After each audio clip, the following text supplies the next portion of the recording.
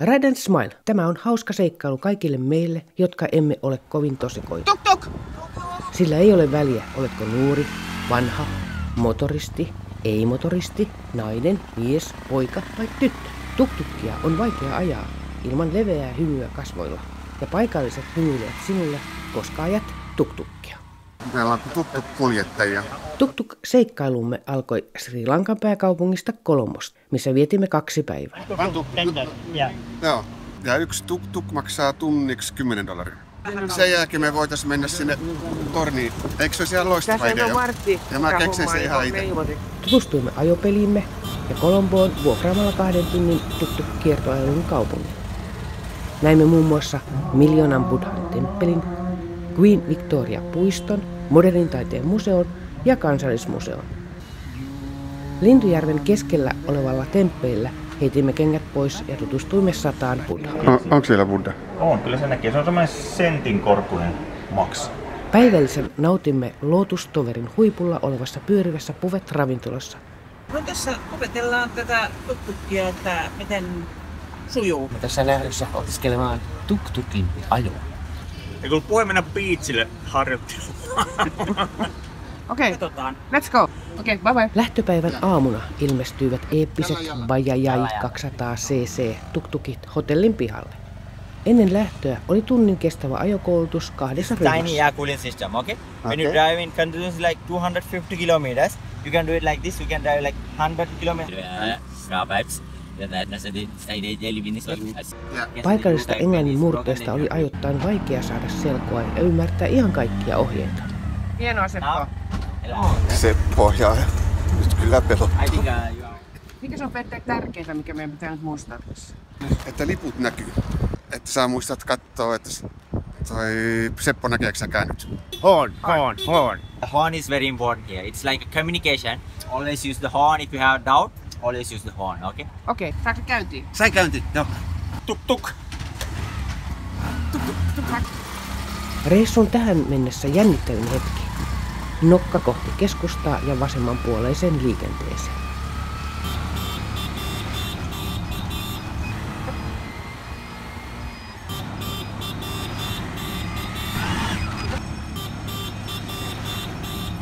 Se on sitten menossa. Ja vasemmalle. Kököt. Eikö tänne keskimäärin aika hyvin? Joo. Ei tässä. Ollaan sitten 4 ruuhkassa. Heti alkukilometreillä Terhin ja Sepon tuk-tuk lopetti yhteistyön ja menetimme näköyhteyden Suomen lippuihin ja samalla koko porukkaan. Peter hävinnyt.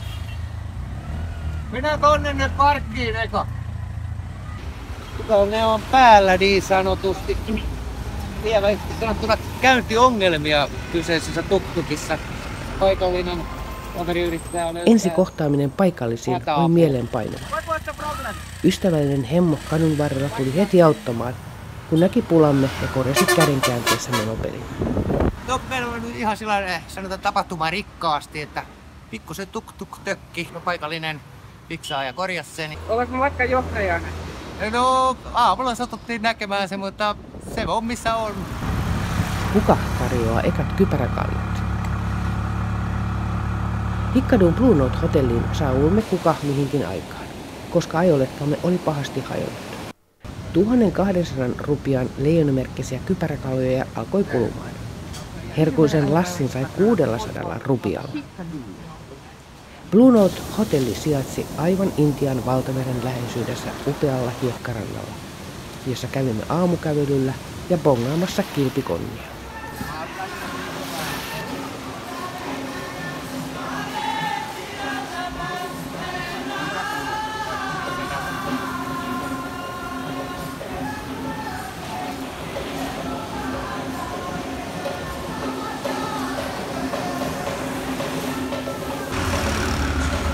Jussi, hei, onko sä tarkistanut öljyt? Ai mitkä öljyt? Öljyt oli himassa. Menoks, hauskaa päivää. Kiitos samoin. Katsotaan miten menee. Jalla. Saanko tulla kyytiin? You're welcome.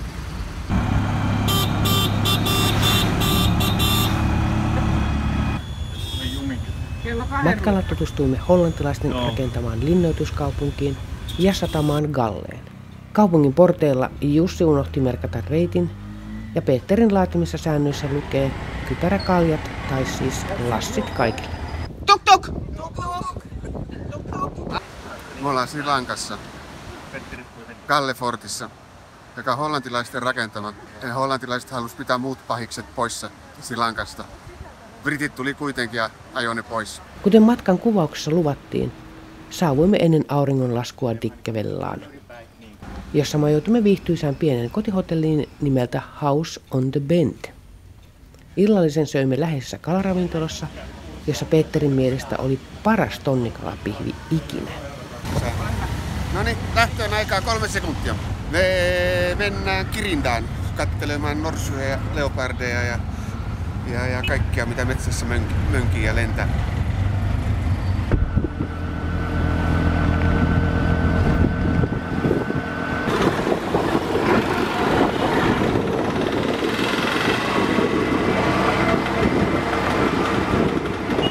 Päivän puolessa välin reittimme lähtee kohti sisämaata ja maasto alkaa muuttua viljelysvaltaisemmaksi.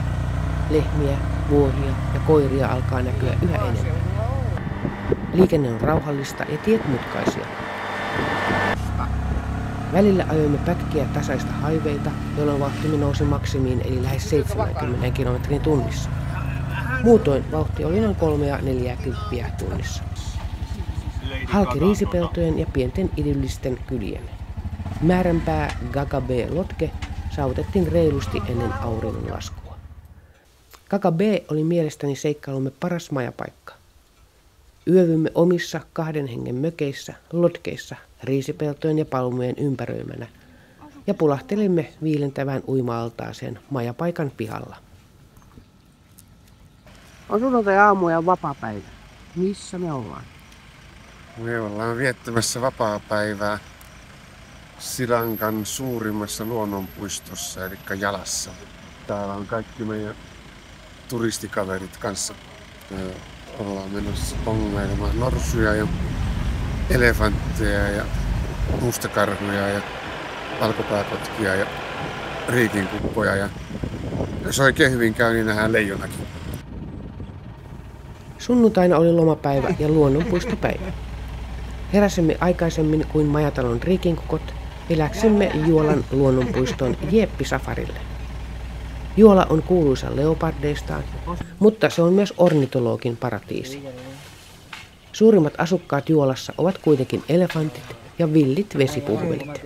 Hei, apua. Älä huuda. Apua.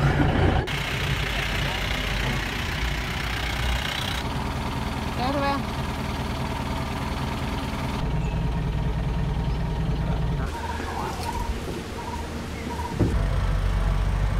Jonkinasteinen lippuun kuuluva leoparditakuu aiheutti villiä safariajoa ympäri puiston pölysten teiden ja kuskien intensiivinen radiopuhelinkommunikaatio puistonvartijoiden kanssa. Ja löytyyhän se leopardi, piennä pisteenä loikoilemassa kunnoksella. Me ja aika moni muukin sen todistettavasti näki. Mikä se oli? Leopardi.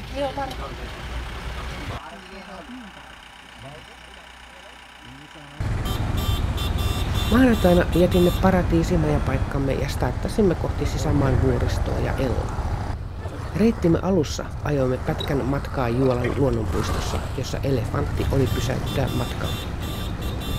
Miksi me pysähdyttiin? Siellä näkyy tommonen iso fantti. Vähän tommonen taktiikkapalaveri, että miten se ohitetaan. Ohitetaan bussin perässä vai tiukassa jonossa vai liuuttamalla. Otetaan vähän silleen tilanteen mukaan.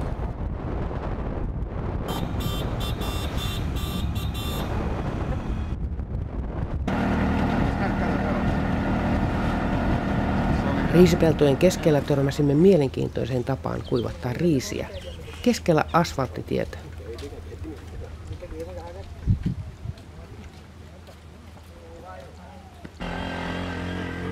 Ella, Sri Lankan turistisity, sijaitsee noin 1 kilometrin korkeudella merenpinnasta ja on biodiversiteetiltään rikkaiden pilvimetsien, teeplantaasien ja vuorien ympäröimä. Me majoituimme kaupungin ylle Ravana Range hotelliin, josta avautui huikeat näköalat ympäröivään luontoon ja alas kaupunkiin. Jes, nyt tulee hyvää.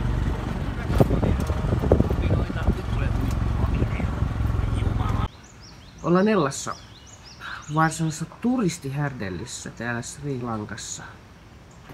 Voimakkaasti! Onko tää pahin paikka, missä me tällä retkellä käydään? Ella on kyllä ehdottomasti Sri Lankan turistein paikka. Sitä on vaikea nähdä yhtään paikallista tuolla kadulla. Mutta joo, täällä on kuuluisa rautatie. Mennään tänään katsomaan rautatieasema. Ei mennä kuitenkaan junalla, koska meillä on tuktukit. Sitten mennään teetehtaalle. Ella on keskellä Sri Lankan teetuotantoaluetta. Eli siellä on teepuska jos toinenkin. Ehkä päästään kokeilemaan teelettien keräämistä livenä. Loistavaa! Hyvä! Ja teetehtaalla jatketaan sitten miljoonalla mutkalla kohti Nuwara Eliya nimistä kaupunkia, joka on englantilaisten rakentama kesäpääkaupunki. Se on melkein 2 kilometrissä ja laitetaan välihousut päälle. Täällä Peter Pan, Ella, Sri Lanka. Tuti. Tuk. Tuti. Tuti.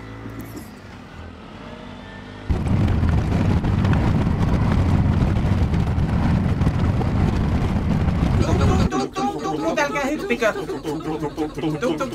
Mikä teidän oikein on? Tök.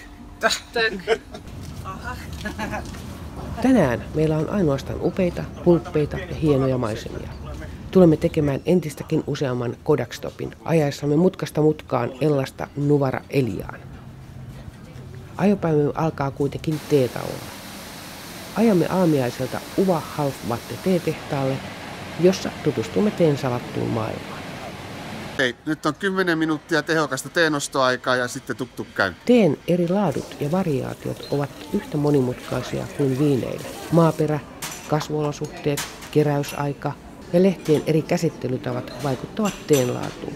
Oli mielenkiintoinen kokemus tutustua teenkerääjän arkeen suhteellisen kaltevalla maanpinnalla puskien keskellä, keskittyen keräämään vain ja ainoastaan 3 pienintä lehteä. Tuk.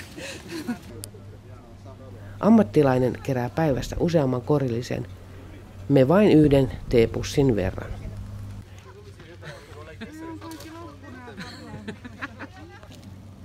Tuk, Sari. Tuk. Nyt tulee hyvä teetä Suomeen. Tuk teetä. Uusi laji. Mennäänkö korriin päin? Osu. Ainakin meni koriin. Mulla on jo 100 tonnia tiennyt.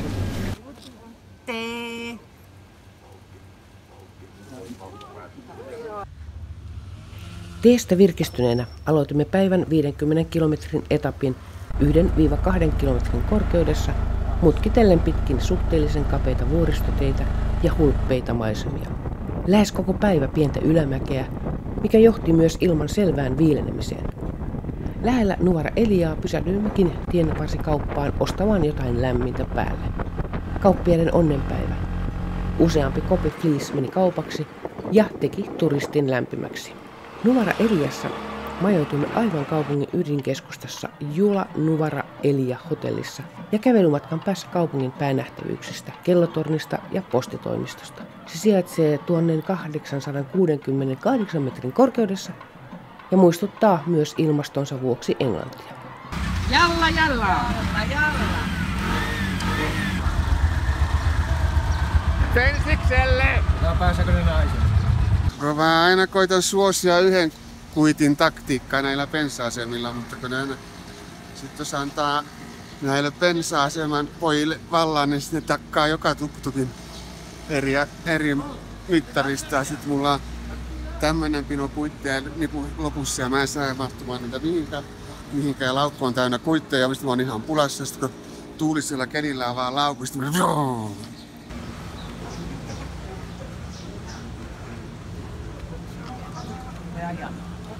Meidän tuktukko kiukuttelee. Kiukkututtu. Joo. Mä käytän nyt. Toivottavasti te olette paremmalla. Ollaan aina. Laitakaa norsuve. Täällä Peter Pan, Nuvara Elia. Lähdetään.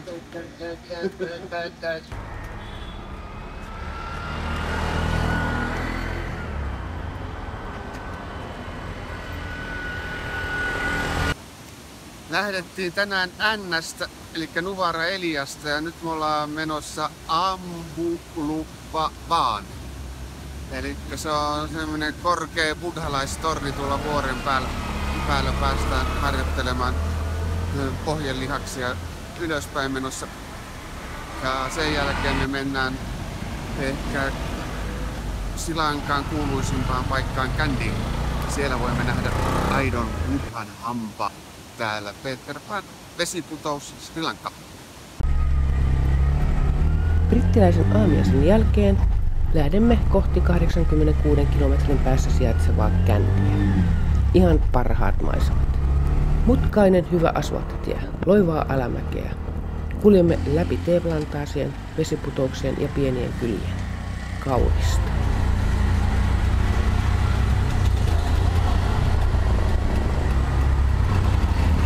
Tuossa lukee Kändi. Se lippu on pelkkä sisäänpääsy. Nyt täytyy sen lisäksi maksaa sit tuktukista. Se on 500 per pää. No miksi vitussa se jätkä sanoit eteenpäin sieltä? En mä tiedä. Mitäs Tessu meillä? Mikä meininki? Että ajetaan vähän ylöspäin vai mennään taksilla tässä? Siinä vasta kysymys. Noi ei nyt ole hirveän ystävällisiä tossa. Ainakaan toi mies. Go away.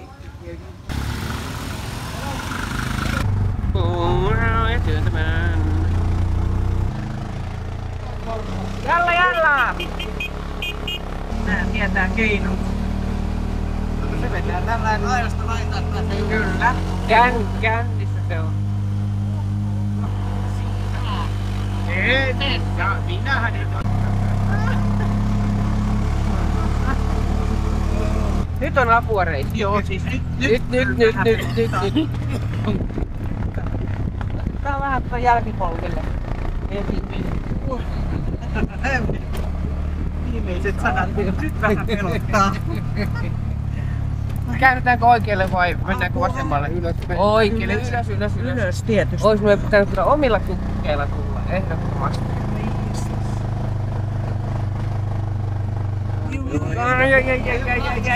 Se oli ihan hirveetä. Siis Mikä siinä on hirveetä? siinä oli hirveetä oikeastaan kaikki. Ihan siis. No mennään nyt tuohon Keinuun. Mennään Keinuun tohon. Ambulavawa on moniuskontoinen paikka, jossa buddhalaisuus, hindulaisuus, kristillisyys ja islam kohtaavat yhdessä taivaan. 300 metriä ympäröivää maastoa korkeammalta avautuu 360 asteen huikeat näkymät ympäristöön. Vuoren huipun spiraalimuotoinen 55 metriä korkea torni on nähtävissä jo sinänsä. Ja se on rakennettu 2000-luvun alussa ympäröivän biodiversiteetin ja luonnonsuojelun hyväksi. Jyrkän nousun ja laskun vuoksi tarvitsimme suojelua itsekin. Vuokrasimme tuktukit.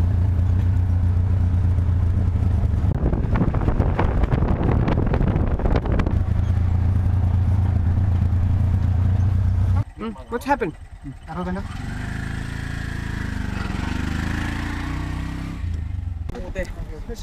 Jarru, et kuultiin. Jussi korjaa, bye bye. Bye. Aika paha. Alamäessä jarru. Mutta hyvin. Hyvin se te sen jälkeen. Saman tien. Sivaga body prasna. Sivage cylinder oil päässä. Kändyyn, Ceylonin vanhaan pääkaupunkiin, saavuimme ennen auringonlaskua ja majoitumme matkan päähän keskustasta Sevana City Hotelliin, jossa uima-allas on katolla ja sieltä näköala yli kaupungin. Päiväiselle surautimme paikallisella tuktukilla Hideout Londkeen. Uber-tuktukin Se on aivan jotain uskomatonta. Aivan mahtavaa. Tässä meidän Uber Tuk tulee. Nyt on hyvä meno. Ei näe mitään. Uhu.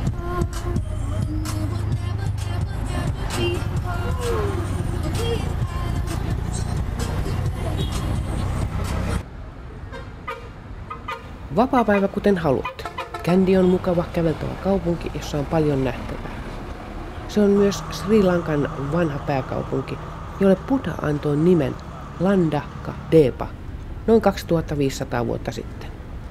Kandy on myös oiva paikka tuliaisten ostoon, jos joku sellaista vielä tarvitsee.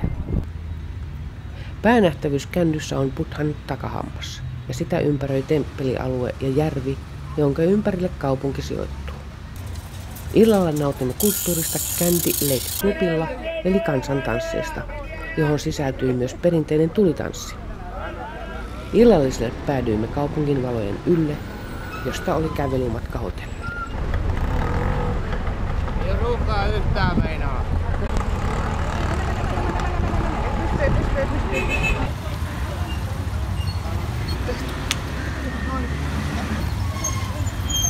Ei, se meni ohi. Finland. No, many time in Sri Lanka. How England? Finland. Finland.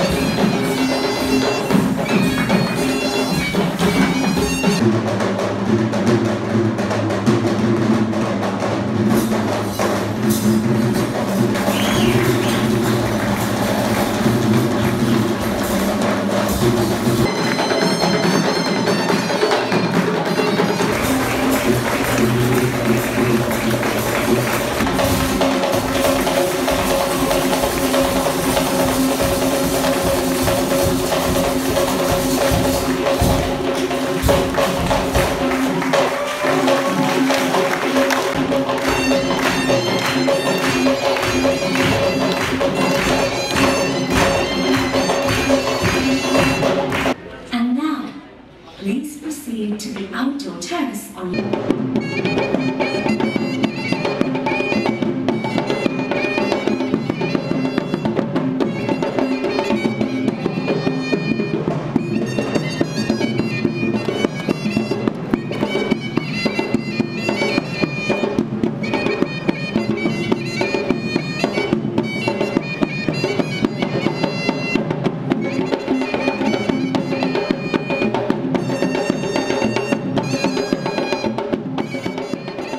No niin, hyvää huomenta. Se on viimeisen ajopäivän aamu.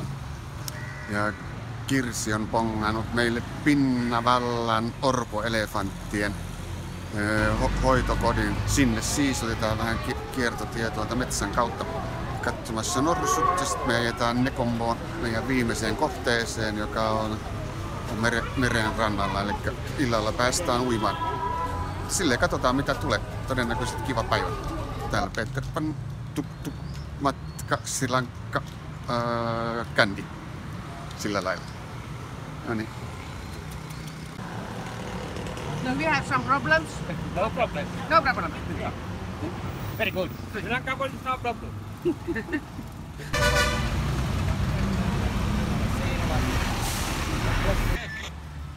Onko meillä ongelmia? Ei ole, niin lähetään. Okei. Viimeinen ajopäivä. 106 kilometriä Kandystä Negomboon alkoi kaupungin aamuruuhkassa ja paikallisen poliisin saattelemana. Matka jatkui alamäkeen. Bye bye. Noniin, no missä se Petteri nyt taas on? Se on jostain tuolla kaukana. Me otettiin katsoa, mutta ei se käytä täysin sieltä tankin takaa. Vielä ottamaan merkkiä. Tiedetään. tiedetään, se tilanne tuli vaan niin nopeasti, että ei sitten kukaan ehtinyt. Mutta ei hätää. Ei oo. Kaljat on tiedossa. Ei oo, lassit. Lassit. Me nimittäin odotettiin siinä risteyksessä aika hyvin. Heitä, he odotti just. Joo, me odotettiin kyllä, mutta siis siinä kun me käännyttiin siinä ison risteys, me jäätiin odottaa, meillä oli joku takana. No. Ja sen jälkeen se takana oleva hävisi jossain vaiheessa, me mentiin Hannun kanssa sitten siinä. Se toi tuk-tuk-kuljettaja Terhi Salomaa unohti merkata kääntymisen ja sitten 2 meni ohi. Ja nyt me saadaan illalla kaikki ilmasta kypäräkaljaa. Yes. Kypärälassi. Kypärälassi. Se on vaikea laji toi kääntymisen merkkaaminen. Mitäs verenpaineet? Verenpaineet hyvin, täysin niinku missä kuuluukin. Stabiili. Jaa, missä on taas on johtoauto ja Peter. Mikä se juna siinä on? Laittoi silleen hyvin etukäteen pimputtaa. Oli vissiin kuullut, että tulee korpilahtelaisia motoristeja tänne päin, niin pitää laittaa puomiparkkia etukäteen alas.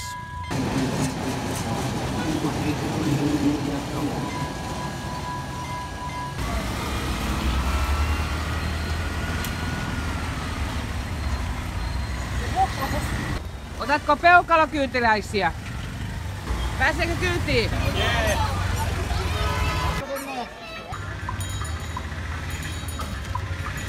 Jumle, aika tyylikäs. Jumbo, oli. Eläintarha, ei me mihinkään eläintarhaan lähetä. No, mitä calling the elephant? Päivän päänähtävyytenä oli elefanttien orpokoti Pinnavalassa, jonne osuimme saapumaan juuri fanttien marssiessa aamun uimapaikalta päivähoitopaikkaan. 25 hehtaarin orpokoti on perustettu vuonna 1975 viidakosta löytyen orpojen elefanttien huolehtimiseksi ja palauttamiseksi takaisin luontoon. Tällä hetkellä siellä on useita kymmeniä elefantteja hoidossa. Oletko Pirjo johtoautoinen vähän aikaa? Petteri on helvetin kuusessa jo. Ei ole näkynyt aikoihin. Niinpä. Ei, jossakin varmaan tuolla kellolla painaa miljoonaa eteenpäin, eikä katsele taakse ollenkaan. Eikä ole paljon kiinnostunut meistä. Ei ole. No, ei me käsiin. Tulipalo. Aivan mahtavaa. Oranssi traktori. Varo! Kyse kuvaamisesta vai onko tässä tämmöistä pientä flirttiä ilmassa? Ai! Älä! Punainen devil on tuossa. Keltainen! Ei! Viime hetkellä väistettiin. Ei oo kaukana tuolla. Mä näin sen tossa äsken, kun oltiin tossa keskustelussa. Matka kohti Negomboa jatkui päätiltä sivussa, läpi riisipeltojen ja pikkukylien ja ilman selvästi taas lämmetessä. Perillä Camelot Beach hotellilla olimme ennen iltaa ja auringonlaskua. Tänään puolestaan Terhi unohti merkata käännöksen bensa-asemalla ja siitä hän seurasi kypäräkaljat tai lassit hotellin uimalla. Mitkä teidän metodit on ollut, että te olette pitänyt jengin kasassa? Se on tuolta korpilattelaiset tai Suomen lippuja. Ne on ollut semmoinen liima tuolla liikenteessä. Aina havaita, ahaa, tuolla menee, sinne ja se takaa semmoisen pääsyn päivästä toiseen, kohteesta toiseen ilman ongelmia. Paitsi silloin, kun joku nyt eksyy. Se on normaalia. Kuuluu asiaan. Mutta joo, näin on. Päivä sattui olemaan ystävänpäivä ja reissun lopetuspäivällinen oli samalla ystävänpäivä illallinen hotellin buffetissa. No niin, hyvää huomenta. Aloitanpa tässä viimeisen päivän rantalevolla. Eli matka on päättymässä. Tänään on ohjelmassa aamu-uintia, keskipäiväuintia, iltapäiväuintia ja illalla rattia jännittävä valokuvauskilpailu. Eipä tässä nyt jaksa enempää, koska pitää vähän levätä täällä. Peter Pan, Negombo, Silanka.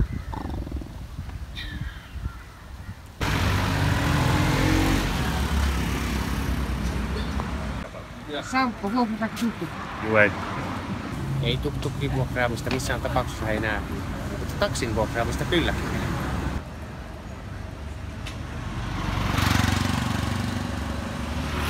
Turistihommia. Turistihommia.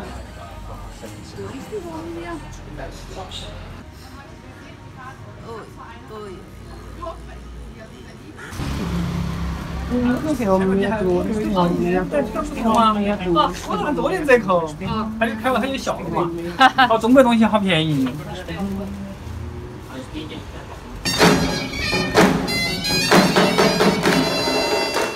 Reissun viimeinen päivä ja vapaapäivä.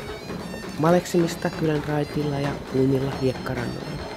Pulahduksia mereen ja nauttimista viimeisistä auringon lämpösäteistä. Kiitos. Kiitos Sri Lanka.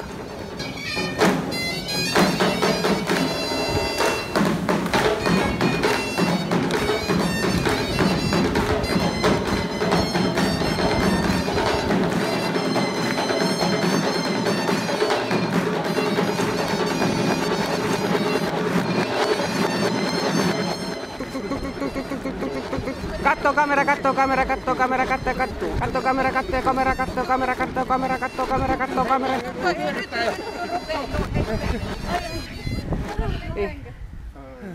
Tulee oikeeta tulee Devilpuss. Devilpuss. Nyt ottaa ajaa ilman käsiä, ottaa hatun pois.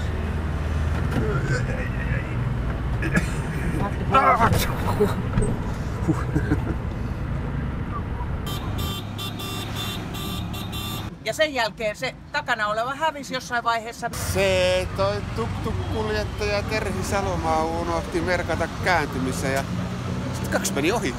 Ja nyt me saadaan illalla kaikki ilmasta kypäräkaljaa. Se on vaikea laji toi kääntymisen merkkaaminen.